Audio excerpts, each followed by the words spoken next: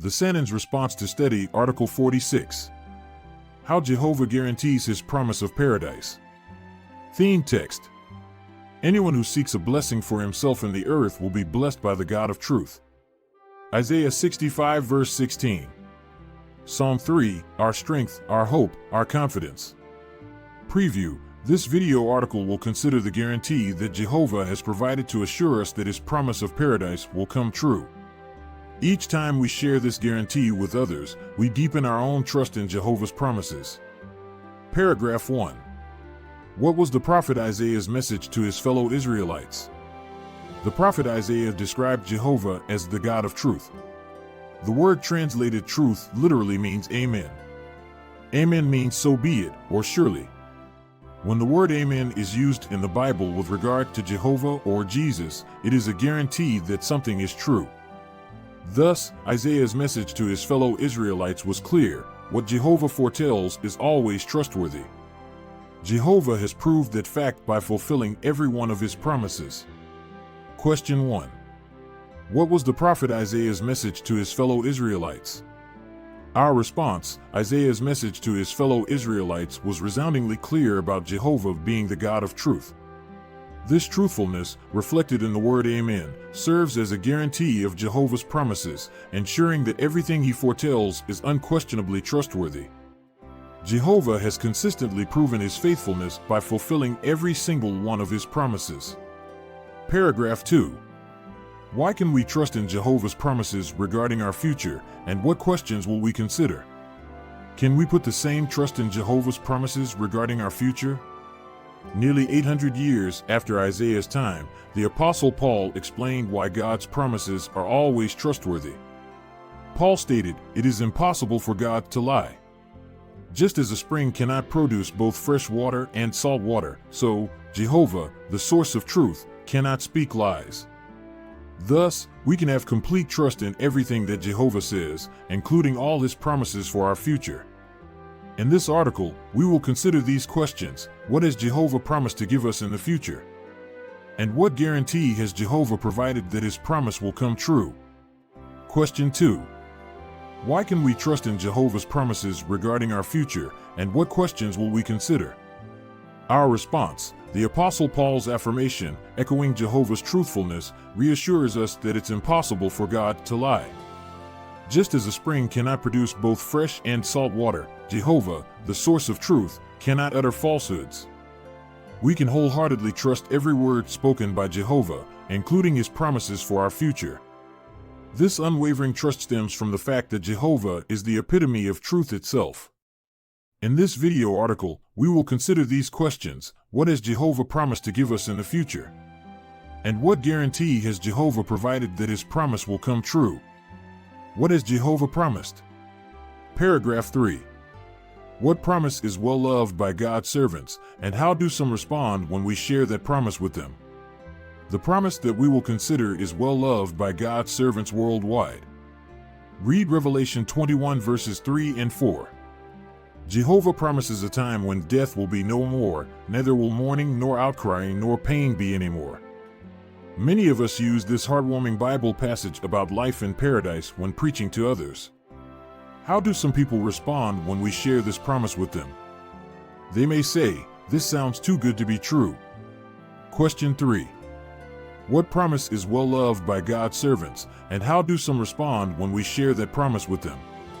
Our response: among the most cherished promises of Jehovah's servants is the prospect outlined in Revelation 21 verses 3 to 4, a future where pain, mourning, outcry, and death will cease to exist. This promise, often shared with others, can evoke disbelief due to its profound goodness.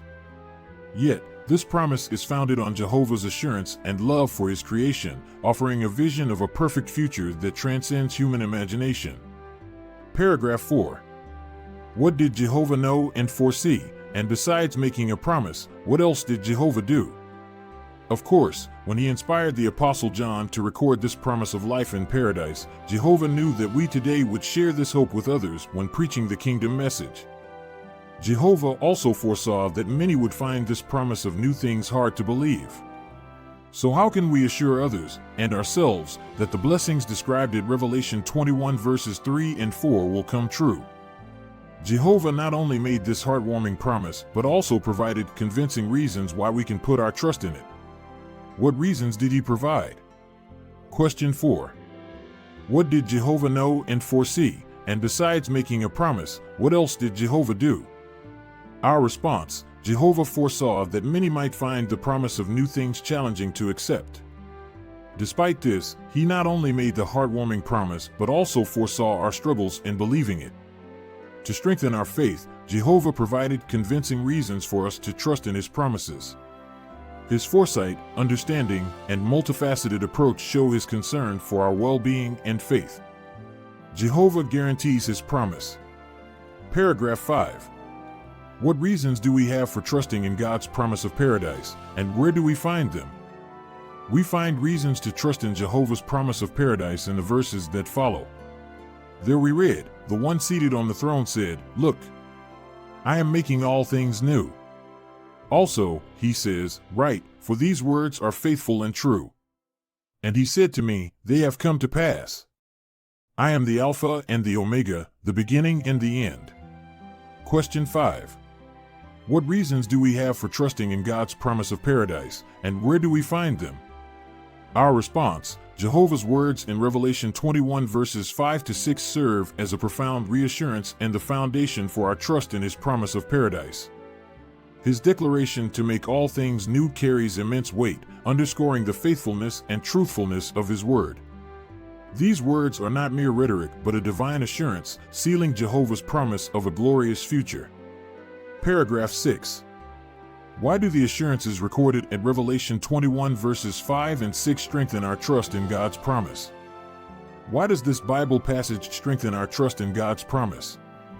The Revelation Climax book states the following about these verses: "It is as though Jehovah himself were signing for faithful mankind a guarantee, or title deed, to these future blessings." God's promise is recorded at Revelation 21 verses 3 and 4.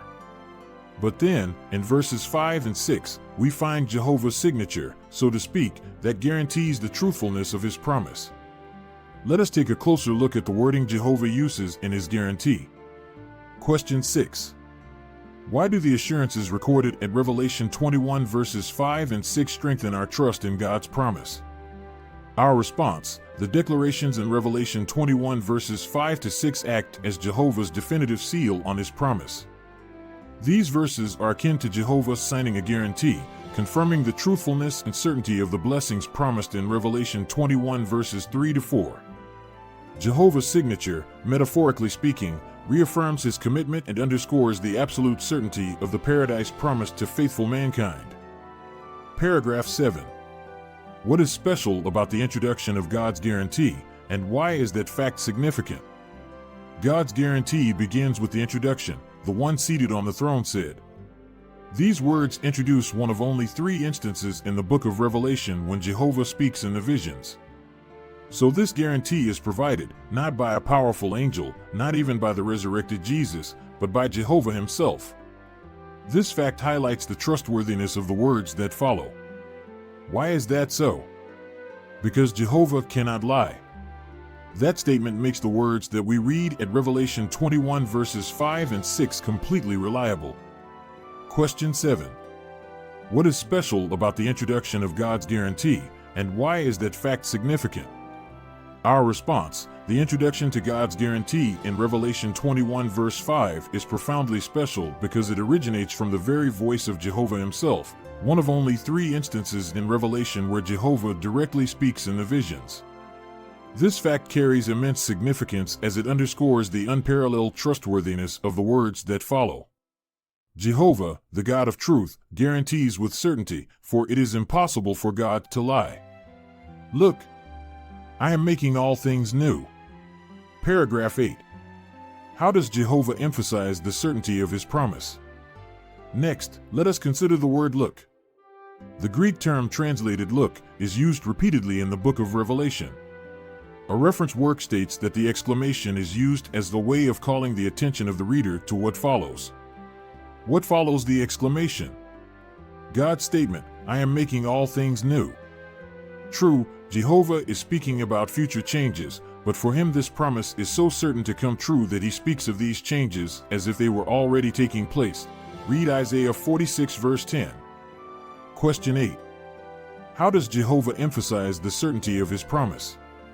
Our response, the exclamation "Look," in Revelation 21 verse 5 emphasizes the certainty of Jehovah's promise. This term, used repeatedly in Revelation, serves as a powerful call to focus on what follows, an assurance from the Almighty.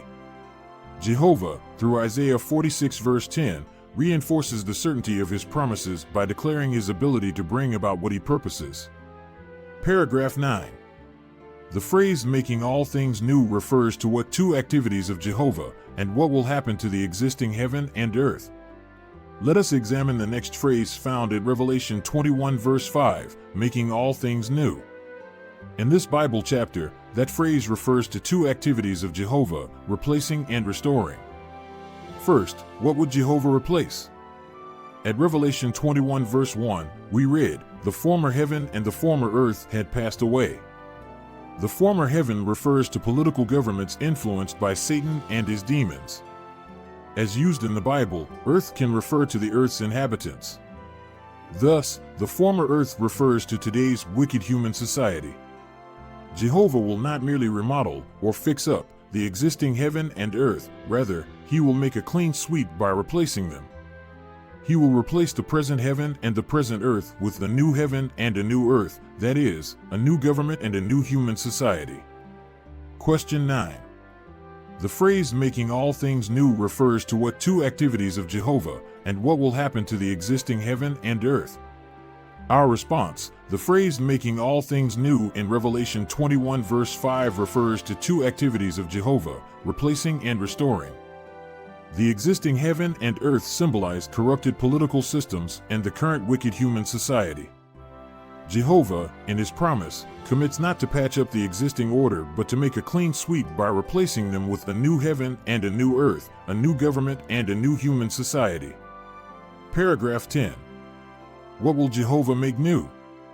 At Revelation 21 verse 5, we next read what Jehovah says about the things he will make new. Note that Jehovah did not state, "I am making all new things." Instead, he stated, "I am making all things new." Jehovah will make the earth and humans like new by bringing them to a state of perfection. As Isaiah foretold, the entire earth will be made into a garden-like park, a global Eden. We will also be made new, or experience restoration, on a personal level. The lame, the blind, and the deaf will be healed, and even the dead will be restored to life. Question 10. What will Jehovah make new? Our response, Jehovah's commitment to make all things new is not a superficial change, rather, it involves bringing the earth and humans to a state of perfection. Isaiah's prophecy envisions a global Eden, a transformed earth. On a personal level, restoration awaits us, where the infirm will be healed, and even the dead will be restored to life, fulfilling Isaiah 25 verse 8 and 35 to 1-7. These words are faithful and true. They have come to pass. Paragraph 11. What command and what reason did Jehovah give to John? What else is part of God's guarantee? Jehovah told John, "Write, for these words are faithful and true." Jehovah gave more than just the command to write. He also gave a reason. He said, "For these words are faithful and true," that is, God's words are reliable and accurate. We are grateful that John obeyed the command to write. As a result, we can read about God's promise of paradise and meditate on the wonderful blessings that await us. Question 11. What command and what reason did Jehovah give to John? Our response, in commanding John to write down the vision, Jehovah reassures him and us that his words are faithful and true. This divine guarantee emphasizes the reliability and accuracy of God's promises. Obedience to this command allows us to read about and meditate on the wonderful blessings of God's promise of paradise. Paragraph 12. Why could Jehovah rightly say, "They have come to pass"? What does God say next? They have come to pass. Now Jehovah speaks as if all things mentioned about the promised paradise have already taken place. And he can rightly speak that way because nothing can stop him from fulfilling his purpose. Jehovah gives us another powerful assurance about his promise in the next part of his guarantee. What is it? Question 12. Why could Jehovah rightly say, "They have come to pass"? Our response, Jehovah's proclamation, "They have come to pass," in Revelation 21 verse 6, is a powerful declaration as if everything promised about paradise has already taken place. This is a testament to Jehovah's unwavering commitment and power to fulfill his purpose. It provides an additional powerful assurance of the certainty of his promise. I am the Alpha and the Omega. Paragraph 13. Why did Jehovah make the statement, "I am the Alpha and the Omega"? As mentioned earlier, Jehovah himself spoke 3 times in the visions to John. On each of these occasions, Jehovah made the same statement, "I am the Alpha and the Omega." The letter Alpha begins the Greek alphabet, and the letter Omega concludes it. By using the description the Alpha and the Omega, Jehovah indicates that when he starts something, he brings it to its successful conclusion. Question 13. Why did Jehovah make the statement, "I am the Alpha and the Omega"?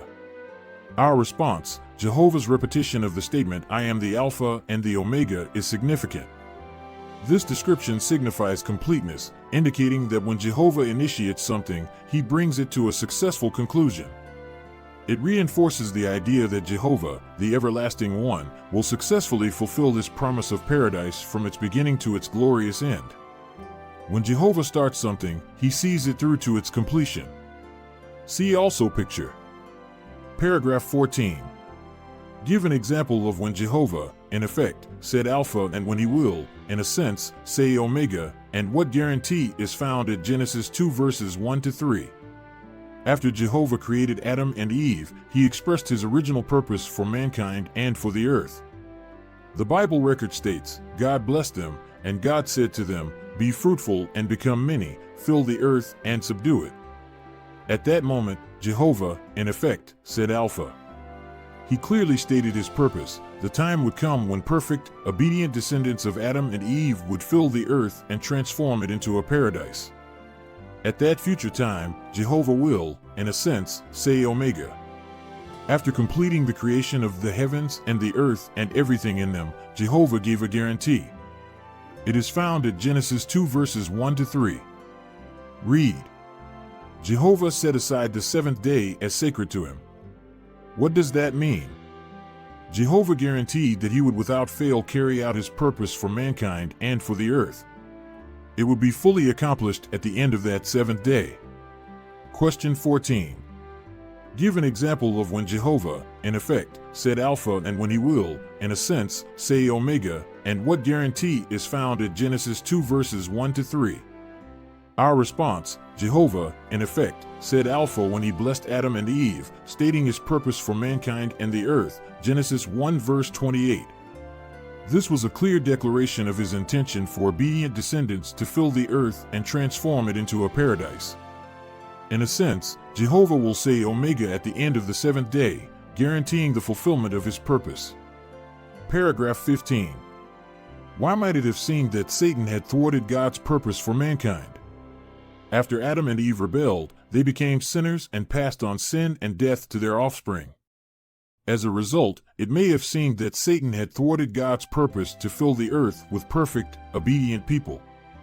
It appeared as if Satan had made it impossible for Jehovah ever to say Omega.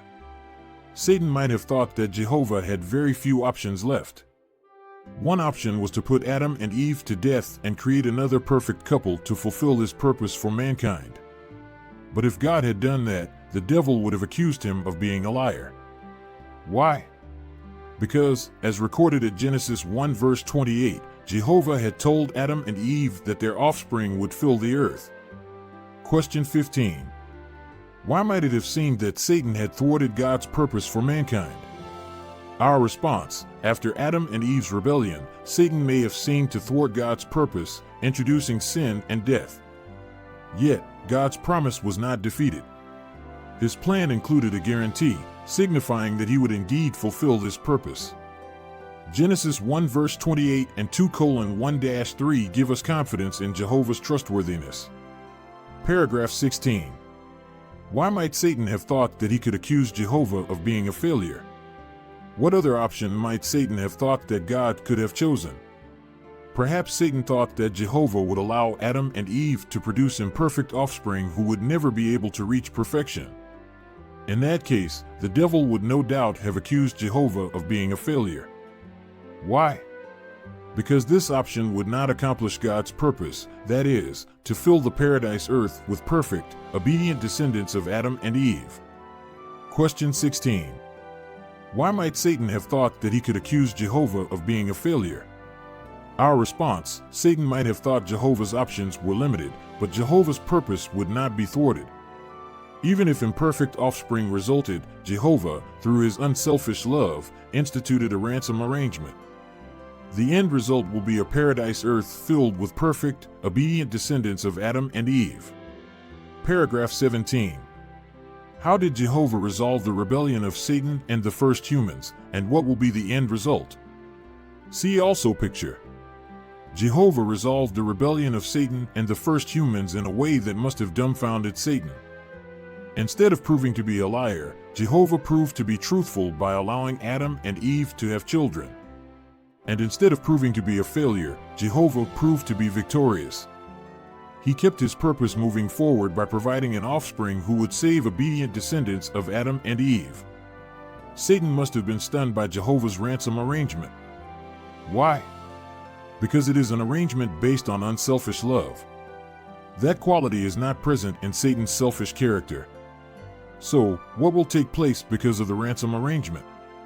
By the end of the millennium, perfect, obedient descendants of Adam and Eve will inhabit a paradise earth, just as Jehovah originally purposed.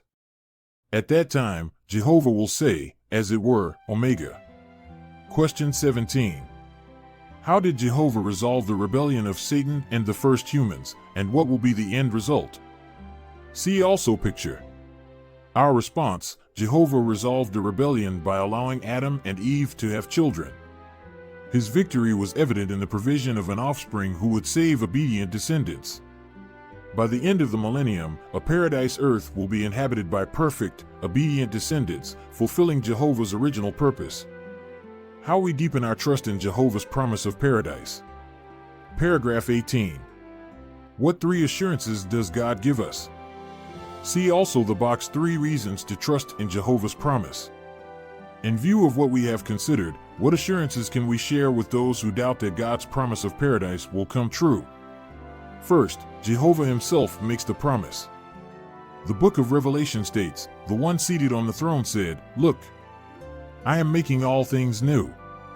He has the wisdom, the power, and the desire to make his promise come true. Second, the fulfillment of his promise is so certain that from Jehovah's viewpoint, it has already happened. He rightly says, "These words are faithful and true. They have come to pass." Third, when Jehovah starts something, he brings it to its successful conclusion, as confirmed by the expression, "I am the Alpha and the Omega." Jehovah will prove that Satan is a liar and a failure. 3 reasons to trust in Jehovah's promise. 1. The one seated on the throne said, "Look, I am making all things new." 2. Also he says, "Right, for these words are faithful and true. They have come to pass." 3. I am the Alpha and the Omega. Question 18. What 3 assurances does God give us? See also the box 3 reasons to trust in Jehovah's promise. Our response: Jehovah provides 3 assurances for trusting in his promise. Firstly, the promise comes directly from him, the one seated on the throne, Revelation 21 verse 5. Secondly, the fulfillment is so certain that, from Jehovah's viewpoint, it has already occurred, Revelation 21 verse 5 and 6. Thirdly, Jehovah, as the Alpha and the Omega, ensures the successful conclusion of what he starts. Paragraph 19. When people doubt God's promise of paradise, what could you do? Remember, each time you share God's guarantee with those you meet in the ministry, you deepen your own trust in Jehovah's promises. So, the next time you read the heartwarming promise about the coming paradise as described at Revelation 21 verse 4 and someone says, "This sounds too good to be true," what could you do? Why not read and explain verses 5 and 6? Show how Jehovah has guaranteed his promise by signing it, as it were, with his own signature. Question 19. When people doubt God's promise of paradise, what could you do? Our response: when faced with doubts about God's promise of paradise, sharing these assurances with others can strengthen our faith. The heartwarming promise of Revelation 21 verse 4 becomes even more powerful when accompanied by Jehovah's guarantees found in verses 5 and 6, reaffirming our trust in his promises. How would you answer? Question 1. Why is it significant that Jehovah himself promised paradise? Our response: Jehovah himself promising paradise is significant because his word is unwavering and trustworthy.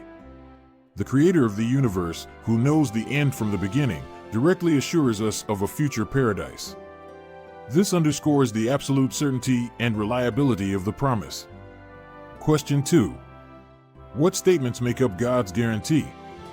Our response: God's guarantee is composed of several statements. Firstly, at Genesis 1 verse 28, Jehovah, in effect, said Alpha, revealing his original purpose for a paradise earth. Secondly, the setting aside of the seventh day as sacred at Genesis 2 verses 1 to 3 serves as a guarantee, signifying God's commitment to fulfilling his purpose.